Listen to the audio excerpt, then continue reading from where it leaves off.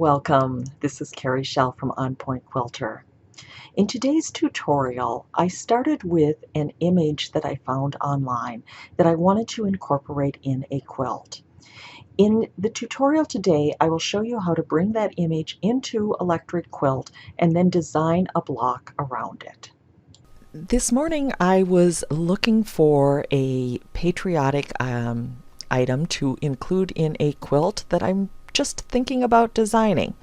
So I went to the graphics fairy because they have some great vintage clip art, and I found this July 4th design. So I'm going to go ahead and click on that, which gives me a nice big image, and I'm going to right click and do a save image as. And then I'm going to go to my EQ8 images and just save that as the July 4th vintage and select save.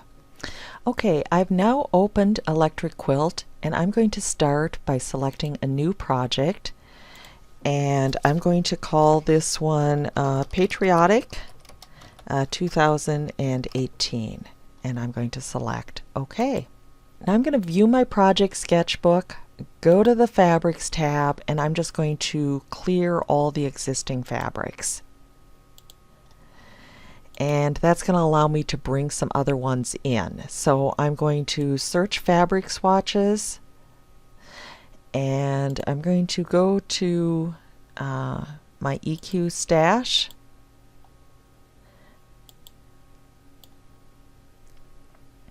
And I'm going to select the Timeless Treasures United, which is a nice patriotic collection. Select all fabrics, add to sketchbook. I can close this. Now I'm going to go to the image work table and import the image. And I'm going to bring in that image that I just showed you. So let me select open. And the first thing I thought about is if I want to use this image, I don't want to distort it, and I probably want to print it off on one of the EQ printables. So if I'm going to do that, I need to resize that down. So I'm going to select scale fabric, and I know that from a measurement perspective I want to be under 11 inches. So let me go ahead and select, let me select 10 and see what happens. And let me do a view fit to work table. Okay, and actually let me do one other thing before I do much else. You can see when I selected crop, I've got some white space and I want to get rid of that. So let me move the edges of my design in. And then let me apply that crop. So now I'm like at 9 3/4. So I by 6 1/4. So that's a little bit small. I want to get this back to 10. So now I'm going to go ahead and resize, and for this I'm going to make sure I have maintain aspect ratio on. I'm going to change the height to 6 1/2, and so that's going to change my width to 10 1/4, which means if I put it in a 10-inch space I'm going to lose 1/4 inch, but I think that will be okay. So once I have done this, I'm going to go ahead and add this as fabric. So my next thought was, let's build a block around this. So I'm going to go to the block work table, and I'm going to do a new block pieced easy draw.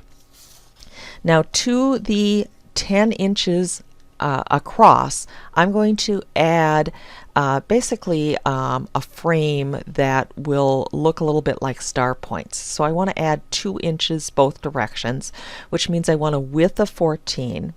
And then to my 6.5 I'm going to add 4 inches, and I'm going to have 10.5. Now for my snaps, I decided to just go with the 14 going across. I can't have snaps at 10.5, so I'm just going to double that so I can go to the 1/2 inch and make that 21. And then for my snapping options, I'm going to have snap to grid only. Then I'm going to draw lines at 2 inches and at 8.5 inches. So that will give me 2 inches on the top and the bottom. And then vertically I'm going to draw at 2 and 12 inches, and that will give me 2 inches on both those directions. Then I thought, well, let's make those star points, but let's make sure they're perfect 45 degrees. So we could do folded corners or foundation piece, but they'd be really simple to do. So I'm using the grid lines as a guide, but I'm basically drawing 45-degree angles. Okay, so now I have drawn all my star points. I'm going to go to the color tab and I'm going to color this block.